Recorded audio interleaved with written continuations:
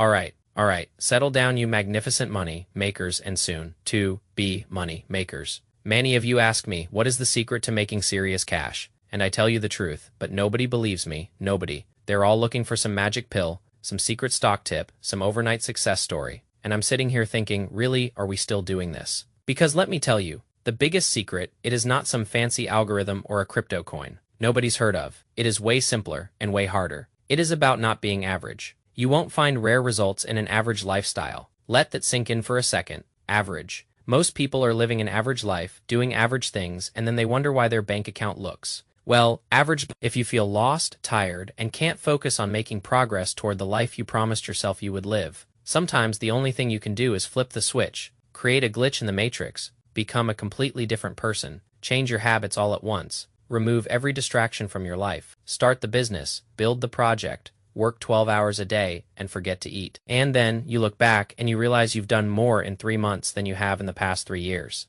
That, my friends, is what I call a season of intensity. You need these seasons of intensity that launch you into a new baseline of living. I personally don't think that consistency is the only route that people should take to achieve success. I think it is a balance. It is a cycle of intensity, consistency, curiosity, and sometimes, yes, feeling lost. And guess what? That is perfectly normal. That is what we're going to talk about. First, waking up at 4 a.m. Now, before you groan and click away, hear me out. Waking up at 4 a.m. gives you 3 to 4 hours of experience that others just don't get to have. It is a completely different reality. A quiet one, people aren't awake, distractions, lack gravity. Now, I'm not saying that you need to wake up at 4 a.m. I'm just saying create a glitch in the matrix. Do something different. Maybe stay up 2 hours later when you're more creative. I do think that, I don't know if this is something spiritual or esoteric or whatever it may be, or maybe there is science behind it. I'm sure there is. But the early mornings and the late nights, nobody's awake. It is just quiet. The world is quiet. So your mind is allowed to have those creative thoughts and ideas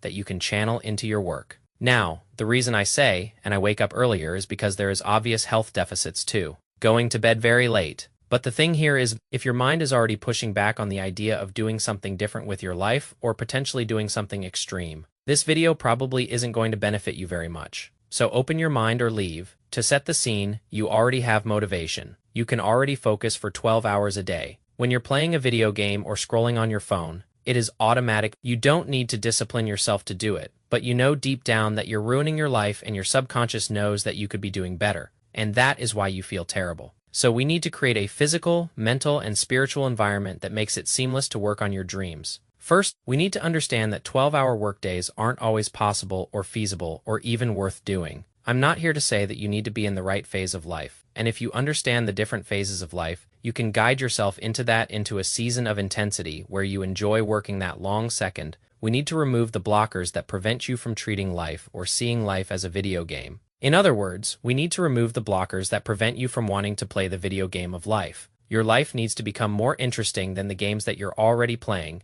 and that goes far beyond just like video games. I'm talking about games that could be scrolling on your phone to receive the reward, or win the game of the cheap dopamine that you get from it, or almost anything else that you do in life. Has the structure of a video game. Watch my video. Life is a game. Here is how you win. So if you want to completely change the direction of your life, continue on. But first, I have some good news. By popular demand, the Writers Boot Camp is starting back up under a Cortex. It starts on October 28th, so if you want to master digital writing in 5 weeks and have everything you need to be able to build an audience, if you've watched my other videos, you understand the importance of building an audience as a creative worker going into the future of work, or you just want a skill that allows you to pursue new career opportunities, maybe freelancing, maybe marketing, maybe writing a book, whatever it could be. So you can go to bootcamp.cortex with a k.co SEO, and there is also now a curriculum-only version. So if you're not a fan of the cohort style, then there is the curriculum version. Getting back into it, we need to talk about the cycles of progress or the phases of life so that you can understand where you're at and how to navigate into a new phase so that you can start making progress.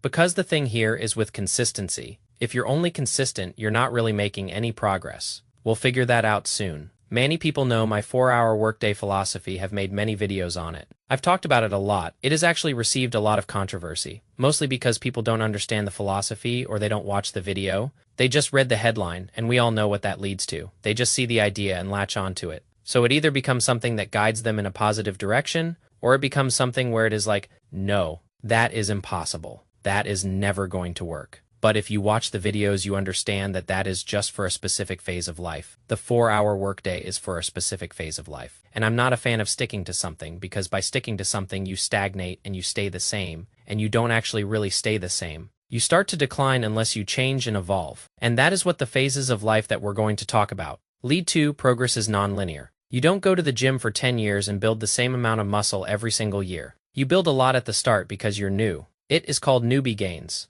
Then you build muscle in cycles of consistency and intensity. You bulk and cut, life happens, and you get thrown off for a year. The next year you regain motivation and are hyper-disciplined, gaining more in year 10 than you did in year 3. The same holds true for productivity. You're going to get thrown off. You're going to have times where you just have a ton of motivation and you get a ton done. And you're also going to have times where you're just consistent because other goals and priorities in your life take over. But you have to know how to navigate those things so that you can move from one to another and not let the chaos in your mind build up. Because you can be like, oh, I'm not productive. I'm not making as much progress as I used to. But your life doesn't allow for that. So you shouldn't get more stressed and more anxious. Because of that, you should learn to lean into the phase of life that you're in so you can reap the maximum benefit from it. Many entrepreneurs just think that you work 12 hours a day, day in, day out. I'm not like that. I don't like that philosophy. I haven't lived it. I think it is just stupid. And I think limiting yourself and actually creating boundaries is what allows for more creative solutions and more progress than the 12-hour workday entrepreneurs that just grind themselves into the ground. Most people don't want to live that lifestyle, but they do want to be an entrepreneur. So I'm here to tell you that that balance is possible and potentially more fulfilling. The other thing is that I personally believe that 12-hour workdays shouldn't be forced. They should be natural. You should want to do it. It should be one of those binges where you just have to. You feel like you can't stop working because you need to actualize the purpose you set your mind on. If you have to force yourself to work, or you are forced to work, change what you do for work, or change your mind so that you can perceive the work in a better light. Like a lion hunts and rests to be quote-unquote productive, we're going to learn how to replicate that in our work. The first phase or cycle of progress is perplexity. And this is just my fancy way of making the words match, because it is perplexity, curiosity, intensity, consistency. So the first phase, perplexity, is just the phase of feeling lost. And this is where most people are. They just feel lost. They don't know what to do. They're working on things that they don't care about. So we're going to start with this tweet of mine. The solution to boredom is build a skill, build a brand, build your body, build your mind,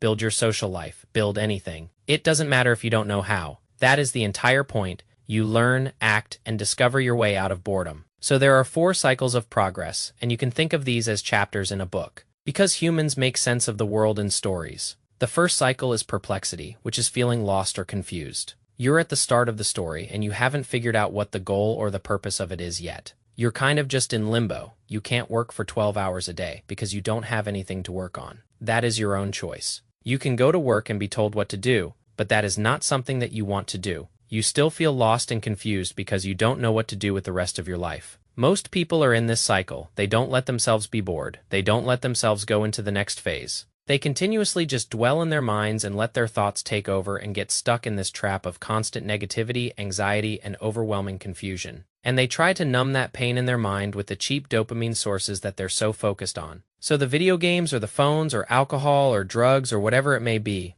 So you escape the perplexity cycle by first allowing yourself to be bored, and second, becoming curious. You have to become bored enough so that you become curious. So you need to strip your life from all of the distractions, start completely new, and allow your mind to gravitate towards something good so that you can choose it. The second phase is curiosity. So you go from feeling lost to being curious about something. This usually stems from identifying a problem in your life that you want to solve, because problems and purpose exist on the same spectrum. They're just polar opposites of one another. So purpose can't exist without a problem, and a problem can't exist without a purpose. So once you discover a problem, you need to open your mind enough to realize the opposite side, the other side of the perspective where purpose lies. So if you notice a problem in your life of, oh, I don't have enough money, oh, I feel sluggish, and I don't like how I look in the mirror, I can't find a partner, I can't get a date, whatever it may be, usually these problems are going to start out relatively shallow because they have to. That is just survival. You have to solve the shallow problems in order to transcend your survival, so that your mind can actually open and notice the more spiritual or metaphysical or deeper problems to solve, for a greater life's purpose that stems from those.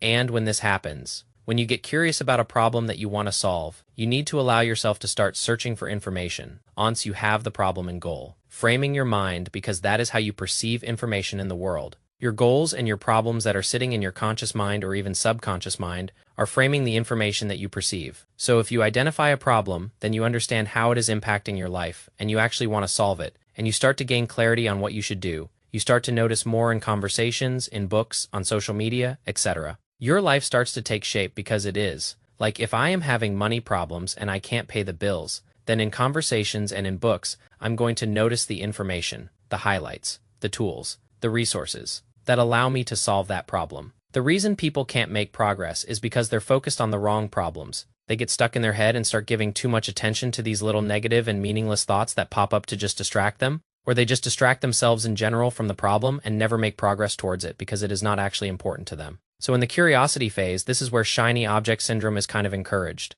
You're supposed to try everything and see what sticks. You're supposed to try different techniques and experiment with things to solve the problem in your life until you start to gain clarity and a bigger picture on what is going on. And then you launch into the next phase, which is intensity. Intensity is the climax of the story, the main battle. The 3 to 6 months go by in a blur pure flow state, completely focused on actualizing one meaningful goal. In fitness, this is when you're disciplined with your diet and training. It is all you think about. In relationship, it is the honeymoon phase. All you want to do is build your connection with the person. In business, it is building and launching a new product or going on a writing spree. Both lead to new heights in growth and revenue. This is when you pull 12-hour workdays, and it just comes naturally. It is when the click happens or the moment and you know exactly what you need to do. It is all makes sense in your head. It is the only thing that you can think about. So you have to take that energy and actually pursue the purpose and actualize it. That is when you reach a new phase or a new baseline in your life. The trap here is that the intensity phase can become dangerous fast. We've all heard of burnout and overwhelm, and that is usually stems from trying to stick out the intensity phase for too long and not allowing yourself to transition into the next phase, which is the consistency phase. So just to touch on that, don't try to push the book to the point of getting fat. Don't push the cut until you're scrawny and losing muscle. Don't get so obsessed with the relationship that you become needy and desperate. Don't try to push revenue higher and destroy your brand reputation. Know when to drop down to a new baseline and maintain the progress you've made. So that leads us into the fourth phase. We've talked about perplexity, feeling lost, curiosity, getting out of that intensity. When you find the one thing you want to go all in on, and then once you've made your progress, fourth phase is consistency. No, consistency is not everything. Consistency is a tool to maintain progress, not make progress.